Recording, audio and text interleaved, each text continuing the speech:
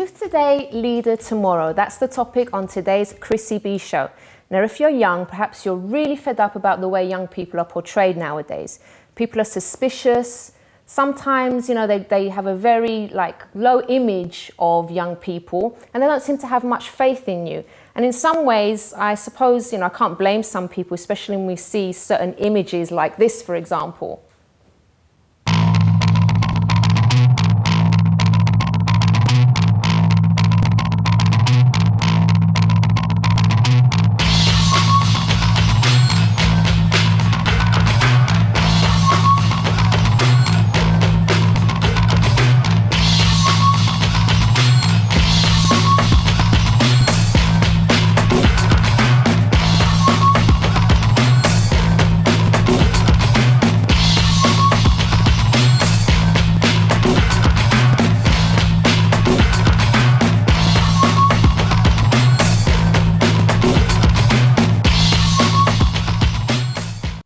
Unfortunately, we see a lot of these images on TV. However, this show is going to prove to everyone that young people have a lot to offer. And for the young ones watching, there are people out there willing to help you, willing to listen to your plans and your dreams and to help you achieve them, including me. So if you want to get in touch at any point during this show, you can tweet Chrissy B Show. On Facebook, it's the Chrissy B Show. You can call as well, 020-7686-6300. And don't forget, if you want more information at any point, you can visit this website, chrissybshow.tv. So let me tell you about my guests tonight, which are Darwin Bernardo and Rui Octavio, from co-founders of Nutmeg Community. Later on, we also have Naweed Shams and Marla Malkin. I'm hoping I'm pronouncing these names right. And they're from Inspiring Young People. And then also we have Carl Foster, author of Self-Made. So let's introduce our first guests, which are Darwin Bernardo and Rui Octavio, co-founders of Nutmeg Community. Welcome to the show, guys. Thank you very much. How are you? Very well, very well. So you're both co-founders.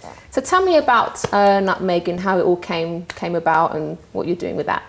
Nutmeg started in 2008, obviously after one of our friends was stabbed to death outside our school gates in Edgware.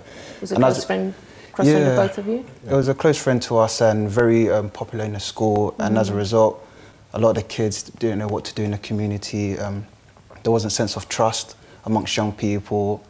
And in a sense, you sort of wanted to feel, actually, this shouldn't be a community I should be living in. I actually want to inspire young people to get involved in something. Mm-hmm. So as a result, we started the Nutmeg Community, where we got local authority members to get involved, where we got sort of the police to come down.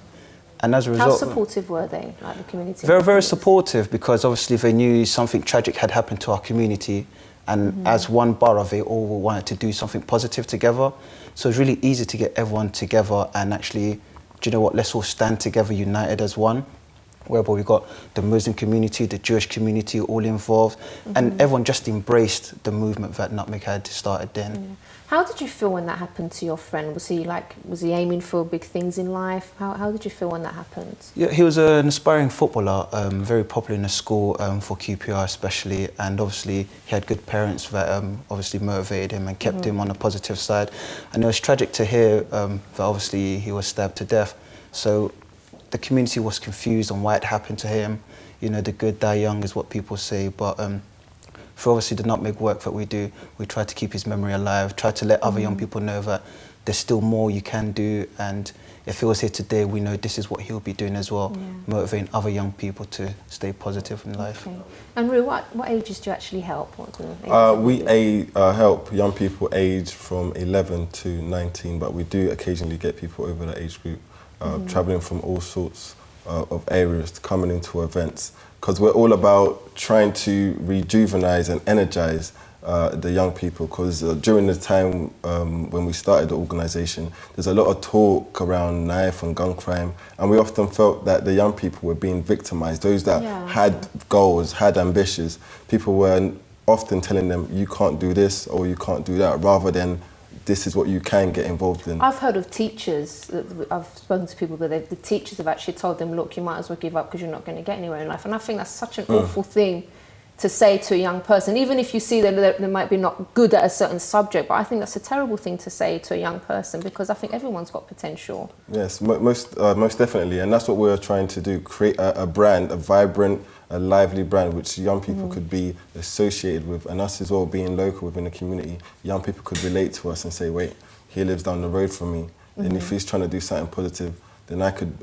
be involved as well. And I remember at the time I was at university, because I come from a big family, I'm the oldest of 7. I sat down in my room trying to do this dissertation, and I seemed to have lost a purpose for living. I thought, you know what, after I finish uni, I'm going back to my area. What can I do to help my younger brothers coming up? They need role models. They need someone to show them direction. They need someone to kind of show them or make them aware that even if you're coming from a certain community, you can still aspire to do something. That's why we decided to set up the Nutmeg community. It just added a bit more meaning to life. Can you just give us some examples of how you actually help young people, how you motivate them, things like that? One of the key things that we do with Nutmeg is obviously raising awareness of other organisations, and I think that's something that still needs to be amplified more in today's society, where we're able to refer young people to organisations that have set themselves up for a very long time but just need more young people to engage in their projects. What kind of organisations? Well, self-development, like for example the Big Challenge, the Challenge UK, that focus on sending young people out of London to take part in residentials, camping, expeditions, and just give them sort of real life experience on what it's like to live in the country and get out of the city of London, because obviously in London you see a lot of stuff, you have role models in your area, but I think when you come out and you meet new people from outside of London, people from Manchester, Birmingham, you actually feel like, wow, I don't even live in the same borough as you, but yet I can relate with you. And I think those are the key things that we try to promote to young people, the awareness of services that are out there, but yet they just may not be aware of it. And I think that's something that really keeps us key with young people, because we can actually say to them, there's this going on at the moment, do you want to get involved? Or Barclays Bank are running a workshop for young people, do you want to get involved? Barnet Homes are doing this work experience for young people, do you want to get involved? And it's opening doors for them. Because otherwise a lot of them wouldn't be aware of what's out there, because some of them, because I know the government says a lot like, we need to create things for youths to do because they're bored and stuff like that, but it's not just that, because there's lots of youth centres that are open and they go there and the youths go there and they play pool and snooker and all sorts of things, but then they still get themselves into trouble. So it's more than that, it's actually getting them engaged in something positive, isn't it? Yeah, we've got this saying that we say that young people are often branded as disadvantaged. We don't believe they're disadvantaged, but rather we believe that they are disengaged from some of the positive activities which will allow them to enhance their development and achieve whatever they want to do. So our E2G events, Unity events, where we come together to celebrate positive contribution in the community. What do you do during those events? We have, first session is about making them learn. We've got workshops on, anti-knife and gun, personal development, volunteering, and whilst they're there, we've got stands of different organisations which provide them volunteering or personal development, stuff that they can do to use their time constructively. Because some of those organisations do struggle to bring young people in, so it's an opportunity for them to learn something, but also be exposed to other organisations that are there to help them. And then from there on, we moved on to the second part of the event, which involves like a talent showcase or a celebration of unity within the community, where we get young people who have very talented, they can dance, they can sing, they could do poetry, they're very inspirational and they're positive, and they get an opportunity to go on stage and showcase their talents in front of the whole community. So they build confidence as well. Definitely. So there's about 300, 400, 500 people that normally come to these celebratory events that we hold. I was reading on your website as well that you help people to make wise choices. How do you do that? I think it's from the fact that when they see what we're doing, and they actually, oh, I saw you in the newspaper, oh, I saw you on the Chrissy B show, stuff like that kind of empowers them and makes them think, hold on, he lives 2 blocks away from me, he lives just around the corner, actually, I can get involved with something positive. It doesn't matter where you start, it's really how you're about to finish. And I think the more we keep going out there, keep promoting the message of we can do this in our community, it doesn't matter how you're starting, but just keep going. Then in that, I believe that's empowering them to actually make wise decisions for themselves, whereby, yeah, we all have bad friends, we all have good friends, but it's how you as an individual will empower yourself to get involved in something that could obviously help you in your future. And I think from the moment we embed that into them, that it's your responsibility for taking actions for your own lives, then they actually start feeling a sense of ownership about themselves. It's true, because sometimes you get people saying, but my parents have been like this to me, that I've had a lot of bad luck happen to me, things go wrong for me. or you know, it's not my fault that I live in this area, but actually everyone has the power to decide what they want to do with their life. They don't have to follow what maybe their parents did, maybe if they were bad role models or they were with people in college or whatever. They don't have to follow those role models, those bad role models. They can decide for themselves, which is really good. Now, I'm not ignoring the Olympic torch next year. We have to know about that. So people, we've got an Olympic torch on the Chrissy B show, and I'm so happy. Unfortunately, I wasn't the one running with it. Darwin was. So can everybody see? So you can tell us about that, Darwin. Oh, where to begin? It was a fantastic experience. I ran the Hackney stretch on Saturday, the 21st of July. Had friends and family all come down, which was fantastic. How did you get chosen to do that? My teacher from London Academy nominated me, which then went to the Samsung Relay Torchbearer sponsorship program. And then obviously they had to select someone that they wanted to represent what Samsung stood for. And I was quite lucky to actually be selected for it. And ever since, it's just been phenomenal. You know, when you get to see your friends and they're talking about, I saw you on TV, you did fantastic. It just gives... I had a clip to show, we should have brought one in there. Yeah, I should. I'll definitely send one through. And put it on our Facebook page if you give to me. Definitely, I will do. Yeah, and it's just, it gives them more of that feeling that, do you know what, even more young people in my community are doing great stuff. Yeah. Because this is history, you know, having an Olympic torch, like, I'm here holding it in front of you. Many people wanted to, but don't get the opportunity to. So it's just really keep going on and saying, I do a lot for my community. I love helping my community. And one day when Samsung picks you up and says, we want to sponsor you and we want you to be our torchbearer, you kind of go back to your community and say, this is it. This is it. Yeah. I'm doing what I'm doing. You can also get involved.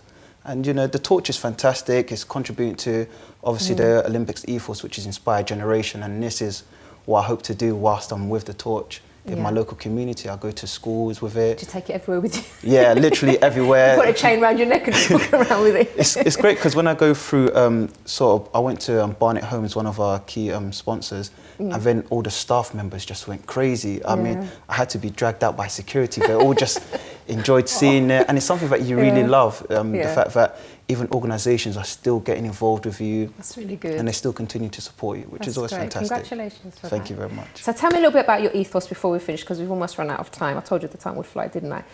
Your ethos is opportunity favours the prepared mind. That sounds very deep. Yeah. What does that mean? I was trying to work out, what do they mean? If I have to ask you. I read a quote once on the internet, I can't remember who it's from, and it stated that opportunity favours a prepared mind. And for me personally, I felt that if your mind is prepared for opportunities, then you know where to look for it. For example, I left school with really bad grades. I was in learning support for 7 years of my school life. And I just needed something to do to keep me motivated, because obviously your friends are excelling in life and you're still the left behind. So you're just looking for any opportunity that you want. And my mind was prepared for anything to get me out of this sort of, he's not doing enough in school. And I just think when you're prepared for something, then opportunity will just come at you and you know exactly where to look for it. So that's why I stick by the opportunity favours your prepared mind. That's great. And Rui, I'll let you have the last word as well. So what would you say to young people that think they don't think much of themselves and they think they're not capable? What would you say to them? I mean, I completely empathise with a lot of young people at the moment and what they must be going through. I remember when I graduated, I was unemployed for about 7 months. You know, felt the whole weight of the world on my shoulders. I'm the eldest of 7, so my brothers... 7, wow. Yeah, so my brothers were looking at me, you know, waking up, in and out the house, looking for a job, getting rejected. And I was, you know, when I was young, I was the good boy. So the good boy, you want to see results. And I just felt like the results weren't happening at the moment. But then I heard a quote which basically said, you don't have to be great to start, but you do have to start to be great.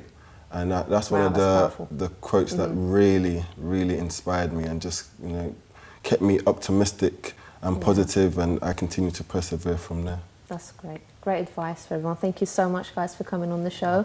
And, you know, if you do want more information about their organisation, everything's going to be up on my website, chrissybshow.tv. So hope to see you again, and good luck with everything that you're doing. And do let us know about the big events that you're going to have as well. Yeah? Thank you very much. So after the break, we'll also be talking to Naweed Shams and Marla Morkin from Inspiring Young People, and they're going to have lots to share with us as well. So join us after this break.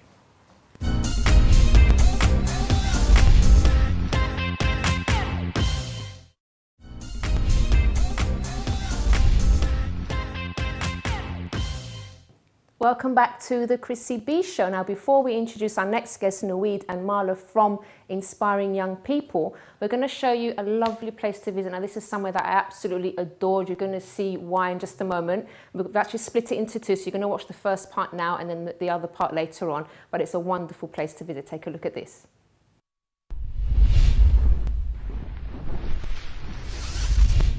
Hi everyone, I'm here at the Paradise Wildlife Park, and if you don't know already, I absolutely love animals and I love visiting places like zoos and things like that. I've been told about this place and apparently you can get quite close and up personal with the animals, so I'm really looking forward to that. I'm looking forward to a relaxing afternoon, walking around, looking at the different animals that they have here, and yeah, basically a great time. Hi. Hi, did you just say relaxing? Yeah. That's the last thing this is going to be. I'm Aaron. Hi Aaron, I'm Chrissy. Nice to meet you. Well, what you're actually going to be doing, instead of relaxing and having a nice little wander around, is indeed getting very, very close. Oh, that's good. These are for you. We've got some overalls, we've got a broom, and we've got a shovel. Thank you. So Christmas come early, and what you're going to be doing is shadowing me, a keeper. Oh, lovely. For the you afternoon. Make me work hard then? To start off with, but I promise you there will be some fun involved. Okay. But as you can imagine, first things first, we're going to do some cleaning. And I've picked out the perfect enclosure for you to clean. Where's that then? The camels. Oh, stinky. It's going to be fun. Okay, let's go. Follow me.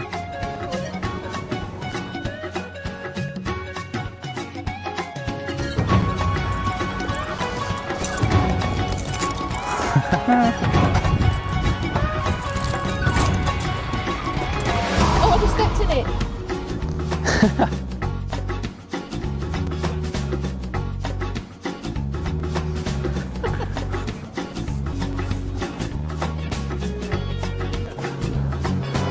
Weird. Thus far, rather an inspiring theme. This is where we prepare all the fruit and veg. So for things like the primates, the small mammals, the paddock animals, etc., etc. Here's a chopping board.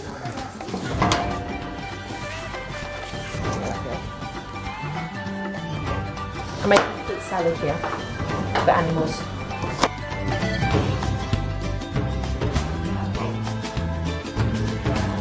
Right, if you could just pop that back in the fridge for me. Thank you very much. That's for you. Oh. They're eating, as you can see, they put the heads right back. Yeah. There you go. So yeah, there's close to 70 different species of these guys all over Madagascar. It's the only place they come from. Really? But they're not a monkey and they're not an ape. They're what's known as a prosimian. They've always kept their primate traits in some ways, whereas things like apes and monkeys, they've evolved, so instead of claws, they've got nails, whereas lemurs, they don't have nails, but they've also got claws as well, things like that. He's all right, he's just a big Italian fluff ball. This is amazing because you actually get to touch the animals and they're so close. It's an amazing experience. Trying to eat my hand.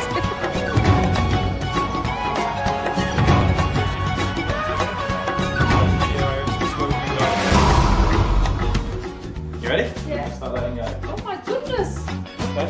Oh, so cute. Okay, guys.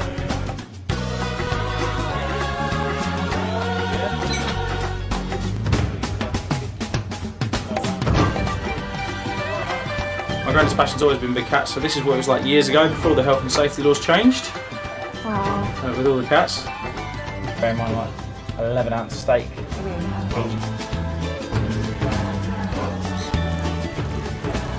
There, get there.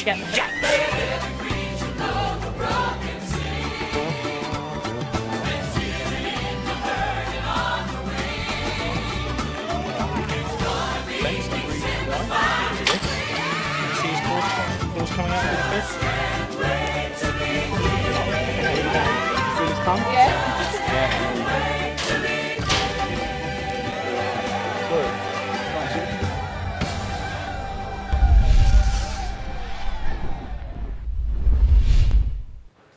Just like my cat Nina at home. That was such a wonderful experience. We are going to play part 2 of that clip after the break. Now to our guests, Naweed and Marla from Inspiring Young People. And if you want to get in touch at any point, please do call 020 7686 6300. Welcome to the show, guys. Hi. How are you? Good, thanks. Yeah. You look a bit nervous, Naweed. You'll be fine. Don't worry. So tell us about Inspiring Young People. How did it all begin? Well, I started in April 2009. It actually started from when one of my childhood friends was stabbed to death due to knife crime. And after that, the recession hit as well, and I thought, there was just so much bad news going around in the media about young people doing this and that. And I just wanted to do something. Every day I was just going around and I was seeing all these bad things happening. I just wanted to do something. And I knew the internet was the best way to get the message across. Yeah. So I just wanted to create sort of like a positive media where we just showcase the most inspirational, positive young people who are doing the impossible. And yeah, I'm here now. Yeah. So you actually became an entrepreneur at age 20. Right? Yes. Can you tell us about that? Well, back in college, I went to a design college, and they didn't really have a nice library full of design books. So I signed up to Tastion, which was a book company, and they gave me 40% off the markup price, and I went and bought all the books that I needed to buy, and went and sold it back to my college for full price. So that's the thing. Sometimes people see like a gap there. They find something that they say, oh, this would be good if we had this. But then they don't kind of like have the confidence to actually go and do it themselves. They just say, oh, we don't have it, so let's just leave it. Absolutely. Whereas someone that, maybe has a bit more confidence like you did will actually say, okay, it's an idea I've had, I'm going to go and I'm going to get this and I'm going to make it happen, which is what you did. I used to see all my sort of fellow designer students just, copying off sort of ripped up books, and I thought, we need something which is it's going to help us, And so I did it to help the college, but mostly my fellow classmates. Okay. All right. And Mala, you also with Inspiring Young People. What do you do there yourself? So I'm the online editor. I kind of started off as, I pitched him an idea, I wrote it to him a message, and I said to him, you don't have anything to do with science and young people on your website. I'm so annoyed about this. And he replied back going, well, then do something. Is this, so you knew each other before, or No, is this the first time you're... Yeah, so I wrote him this is a the first message. time you're... Yeah. Okay. So, okay, so they're meeting for the first time on the Chrissy video. Okay. Okay. And so then I started off just writing science articles for him because I've got a sciencey background, and then kind of got into it a bit more, and now we've kind of been doing a lot more online editing and doing more of the campaigning for IYP as well. So. Tell us about this NASA opportunity. Can't be on the show without speaking about that. So back when I was 15 now, ages ago, I won a competition called the R-Space competition. And what did you have to do for that? so I created a video about the future of space travel, and I had Wow. so I talked about like When you were 15? when I was 15. And you're now how old? 17. 17. And cute. so it won, and I was announced I won, and I met a few astronauts, and they were like, oh yeah, you're going to NASA. I was like, what? Wow. And so How was that? What was that like? I went in Easter. It was amazing. It was honestly incredible. I went with a company called ISA, and they showed me everything. We had dinners with astronauts. There was one night where we laid up just on some tables in an observatory, and we just watched the stars, because you don't get to see that in London. Yes, too many I know. clouds. It was an incredible experience. Okay then. So when you hear about, like, in the media, all these tragic things happening amongst young people, how does that make you feel, both of you? Well, actually, you've experienced it firsthand because of your friend. Well, there is a lot of negative media. I mean, this person's jobless, and this one's committing fraud, and I think it there's no sometimes. words to explain how I feel. Seeing negative stuff, it sort of infuriates me. Because I mean, obviously, what we're trying to do is we're trying to make young people see that life is positive, and live a good future. But if we constantly bring them down, they're not going to go anywhere. Yeah, I really think that the media fuels things because obviously we see on the news, or very rarely we see positive things, right? All we're seeing on the news is negative things. This person got stabbed, these youths did this, these riots happened. We just see the bad stuff. And obviously, as a young person watching that as well, you tend to think, oh, well, that's what my life's going to be like. That's how everyone is. So probably I'm going to be like that. If I try to do anything, no one's going to believe in me anyway. I'm not going to get the opportunities that I need. But that's not the case, because if you do have a dream and, you've got like a goal in life, you can go for it and you can do it. And sometimes people don't even know what they want to do. Like, because I know there's some youngsters, they don't know what their talent is because they're not really doing anything with their life. But then they discover a talent. So, there is always a way, and you've had plenty of success stories, haven't you? Can you tell us about some of those? There's too many to pick. Well, there's, what do you think? I'd say you. I'd say you were the biggest success story in our whole company. I mean, the amount of people that we've helped and the amount of words we spread about different things all globally, what's going on around the world, all these opportunities. But I think you have... so he's not going to talk about himself, and he wouldn't ever say a lot, actually. Every day I talk to him and I'm like, oh yeah, so I just woke up, and he'll be like, guess what I've done? I have created this new website and I've contacted 3 companies and they're all really interested. And I'm like, what again? Like, don't you ever rest? Oh, so you get people from all over the world contacting you? Yes. What I try not to do is I try not to focus on myself, because it's really about all the young people around the world. Because, but you're an inspiration, though. I know, but I think it's good to talk about things that you've achieved, because then you show other people, look, I did it, so can you, isn't it? It's going to be doing it more now, that's yeah. But there's actually, I would say about myself, there was one point where, obviously after my friend died, I was in full depression. Like I lost completely every sort of route of my life. I didn't know what I was working towards.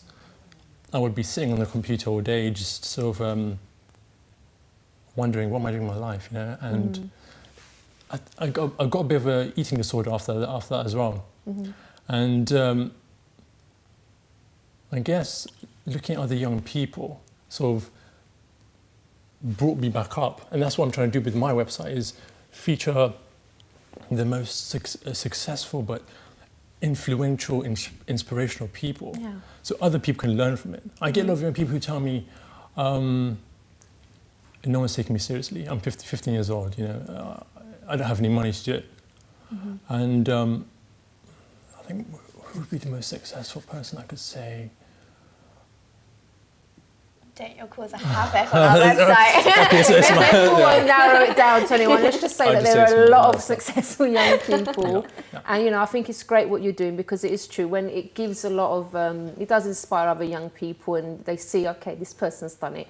I've got a chance, I can do it as well. And I really do believe that anyone can, no matter what your background, no matter what's happened to you. And, even though that it was tragic what happened to your friend, and also the gentleman before as well that came, that's something terrible, but you've made something positive out of it, and which I think is great. You didn't just sort of sit back and said, oh no, this was tragic, let me just be depressed for the rest of my life and not do anything with my life. You've actually done something with your life, and you're inspiring other people, all of you. So I think it's great. I completely agree with that. I mean, there are opportunities everywhere out there. I mean, there are so many, and too many to count. I think my dad's getting fed up of all the opportunities I'm finding.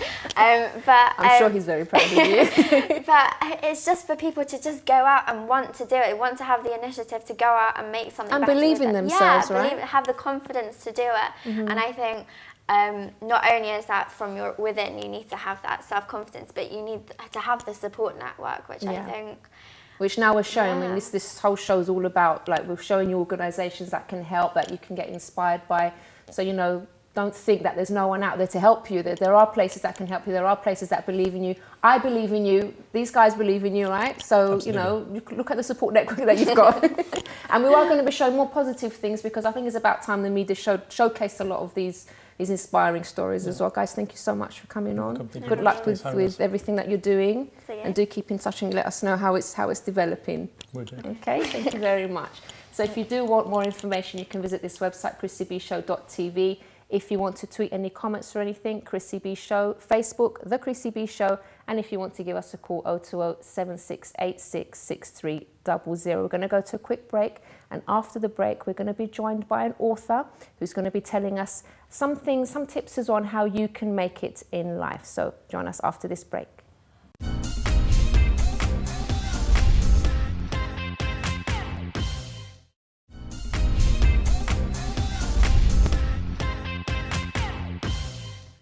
Welcome back to the Chrissy B Show. And you know what, guys, I'm absolutely loving this program because finally, you know, we're getting to see lots of young people showing that they can make it in life, that they are an inspiration to others as well, because I'm fed up of seeing bad stuff in the media, and I'm sure that you guys are too. Now, before we speak to our next guest, Carl Foster, we're going to take a look at part 2 of the places to visit clip.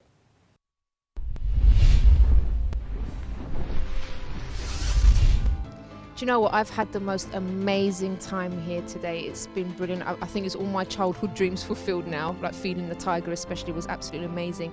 And Aaron's going to tell us a bit about how the wildlife park started here. Even though it's been called Paradise for about 25 years now, the site's actually been here since the 60s.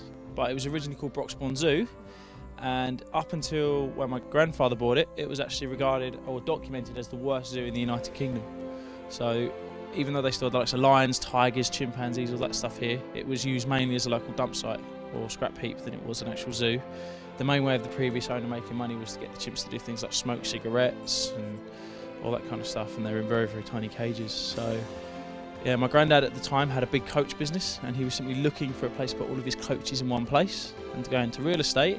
And when he got denied planning permission, he said, all right then, I'm going to buy the zoo and turn it into one of the best small wildlife parks in the whole of Europe.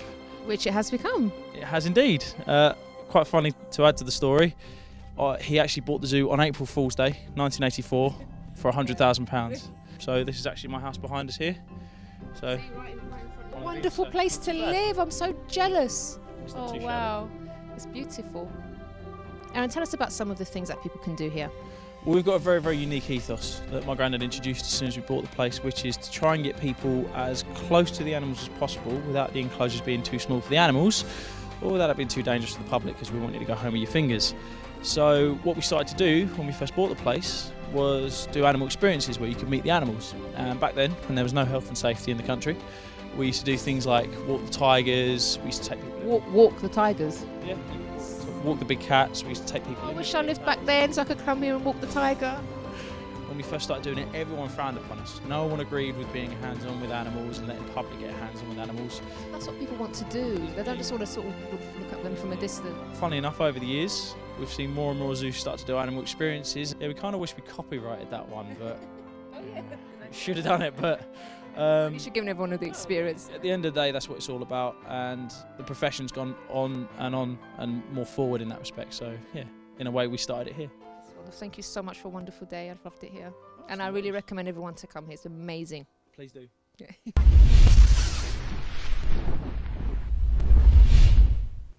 And that's actually another young man that you're going to have to look out for, because he's got lots of plans. You're going to be seeing him on TV screens very soon. And I think he's only 20, if I remember correctly. So he's got big goals for his life as well. Now, joining us, we have Carl Foster, author of Self-Made. Hello, Carl. Thank you for joining us. Hi. So tell us about yourself. It's a big question, isn't it? Right. Yeah. Well, I came from I'm from a working class background, and initially when I was at school, I found it challenging. I didn't do particularly well at school. I struggled because I had issues with my reading and writing. Mm-hmm. So it's amazing that I'm actually quite known now for writing a book, because that was one of my weak points, to be honest. And it went on like that. Did that put you down a lot? It did. And I mean, like, even what you guys touched on before earlier on about teachers and stuff like that, they're not always that supportive. So although I was good at other things, because that was a weak point with my writing and reading, that was the main focus. So constantly my belief was I can't do anything, because I was constantly being pushed towards things that I couldn't do. And let me just set this point, Carl. I know there's some great teachers, by the way. We're not saying the teachers are bad, because there's some brilliant ones, but there are the odd ones that do say negative things. Absolutely. I mean, there were one or two teachers who were supportive. I had to go into like a special needs class with some other kids who were struggling in that area, and the teachers in that particular department were supportive and did encourage me to get through. But it was a long period of time of focusing on that particular thing that I couldn't do, and which in the end I overcame. But how did you overcome it? It was really through persistence, really, through just persisting with it and keep trying, you know, not to let that overtake me, you know. I mean, there's a lot of youngsters out there who probably are struggling with either the same issues or maybe something worse. And my advice would be to just persist with your dream, with your goal of what you want to do, no matter how hard it is or how tough it gets. Just keep going at it, and you're gonna get through in the end. But my actual strength was actually drawing and art and stuff like that. Okay. So that was something that sort of compensated for my weak points with the reading and writing. Because everyone has a talent somewhere, don't they? Yeah, yeah. And sometimes, as I was saying before, people don't necessarily know what that is, but there's no way that you're on this earth and there's not something that you're good at. Exactly. But sometimes absolutely. people, they think, oh, because I'm not good at this particular thing, I'm dumb, I'm stupid, there's no point in me doing, but you're good at other things, so capitalize on those things as you did, right? Yeah, I mean, like you said, they may think they're dumb or stupid. It affected my confidence, it affected my self-belief, because the focus was, you can't read, you can't write, you know, what's going to happen to you, what sort of future are you going to have, you know, you're most likely not going to achieve anything in life because you're weak at that particular point. And my strengths, which was art and drawing, those were sort of like pushed to the side. Nobody was really focusing on that or giving me credit as a young child in those areas. So it made me develop a lack of confidence, and I had to spend a lot of years building my confidence back up to sort of pursue different things. What made you write the book? Simply a friend at work told me to read a book on philosophy, a book about the philosophy of achievement. And I read that book and I was just blown away, because I didn't know that we had much control in our destiny or in our life. I thought you had some people who are lucky and things just go well for them, and then other people, we get the short straw. But in this book, it said that by changing your thoughts and the way you think about the world and your own self, you can change your life and, you know, more or less direct your life to the path that you want. And I read that book and I was just like, wow, I can't believe this. And I started to study lots of different authors and philosophers. Some of the philosophers I studied, their work goes back over 100 years. And I was just like, it just opened me up into a new world, a complete different point of view of how to see things. And I don't know, I just sort of stumbled on the idea of writing a book. I was reading Napoleon Hill's book, Think and Grow Rich, and I read his book, and a chapter in his book covered self-made. It just had self-made in it. And then you wrote a whole book from that. I was just sort of connected to that word, because to me that meant you have responsibility over your life. You're either making your life negative or you're making your life positive. Because everyone has the power to decide what they want to do. Exactly. That's inside of everyone. Everyone has faith. Everyone has that power inside of them. So as I was saying before, no matter what, you know, what your circumstances have been, or are even at the moment, you have that power to decide and to change. Now, Carl, you've brought along some tips for us to share, haven't you? So I have got them here as well. Some of the things that you talk about in your book as well, but you've brought a couple of them here. Sure. Have a positive self-belief and ignore negative self-talk. What do you mean by that? It's very important to have a positive self-belief. I mean, the thing that held me back when I was young was having a negative self-belief, meaning like on a conscious level I could say, right, I want to do this with my life, I want to do this, but inside my belief was that no, you're not clever enough, you can't do it, you know, it's not your thing. And that would be the negative self-talk telling me I can't do it. So the idea through studying the philosophy, that taught me to think more positive thoughts, to believe that I can do it, to change my beliefs that I can't do it into the belief that I can do it. Because those negative thoughts are lies, everybody. Yeah, they're absolutely lies. They're not true. They're lies. They're not true. But they are powerful in the sense that a lot of people get held back because they lock into the negative. If you give attention to them. If they give attention. But they have to switch it around to the positive. You've got to focus on the positive and always believe that you can achieve what you want to achieve in life. And even if you do get those negative thoughts, just stamp those out, ignore them. Good. But you can apply that to anything in your life as well. Absolutely. Yeah. Okay. Absolutely. You've got another one here. Have a positive attitude to life and the world. Did I just say so? No, ignore negative talk from family or friends. Yeah, That's it's a difficult one, isn't it? Right, I mean, that's in the sense of where a lot of youngsters out there may want to achieve something big. And they may be, like myself, struggling at school. So the people around them have a negative self-belief about them. They believe, well, if you're not doing well in school, how are you going to achieve anything else? They've sort of written them off because of their school results.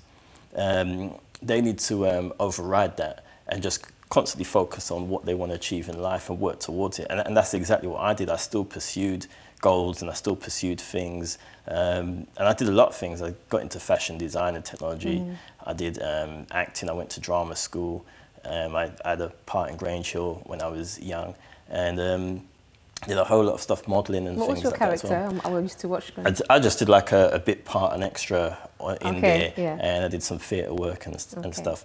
But I sort of ignored the negative talk around me based on what was going on at school and just focused on what I wanted to do. I just had lots of ideas when I was sort of like 15 years old and 16 and onwards, and I just sort of thought, regardless of what's happened in the past with my school, I want to do this and I want to do that, and that's the way I saw it. I just thought, you're young, go for it. That was my attitude. You are also going to get a lot of negative people around you, and absolutely. you've got to. I think that's why you need to choose your friends wisely as Yeah. well. Not hang around with people that are always saying, "Oh, we can't do anything," or "What's the point?" Yeah. You need to surround yourself with positive people. Definitely. Because you will get put down otherwise. Absolutely, they definitely have to surround themselves with like-minded people. Yeah. Because if you are going to surround yourself with negative people, eventually that's going to feed into your mind and hold you back. So you've got to be with positive people. Carl, we've got time for one more before we finish. Find ways to give more of yourself in life. Be optimistic about life and have faith. Absolutely. You've got to give more of yourself in whatever you're doing, you know, because if you're thinking positive, the opportunities are going to come. And you can't sort of like just let them pass you by. You've got to really get stuck into that and give it your all, put your whole effort and motivation and your enthusiasm into whatever you're doing, and you're going to get more out of it. Whatever you put into something, that's what you're going to get back. And to the youngsters, final word from you, to the youngsters that say, don't know, that's not really me, I don't have any talent, what would you say? I would say change your self-belief. You know, you do have the talent. You've just got to believe in yourself and find that talent. You know, I mean, the subtitle of my book is Finding the Goodness and Greatness Within Yourself. And that's what they've got to do, find that goodness and greatness that's within them. And it is within them. They just need to keep pursuing it. I completely agree with you. Thank you so much, Carl, for coming on, sharing that with us. We have reached the end of the programme, unfortunately, so we are going to put some of these tips up on our Facebook page as well, the Chrissy B Show. And I feel inspired by the programme tonight, and I'm sure the viewers at home do as well. But if you're the kind of person that says, look, I can't seem to get myself moving, I'm not sure what I'm good at, and you want a bit of advice, you can always email me, chris@chrissybshow.tv. I'm willing to answer all your emails personally as well. So if you do want to talk about anything, I'm here for you because I believe in you. On Wednesday, the show will be Here Comes the Bride, which will be packed with tips for everybody, for their big day if you're getting married, and also for married life ahead. So let's leave you now with a YouTube funny clip of the day, and we'll see you again on Wednesday. Bye-bye for now.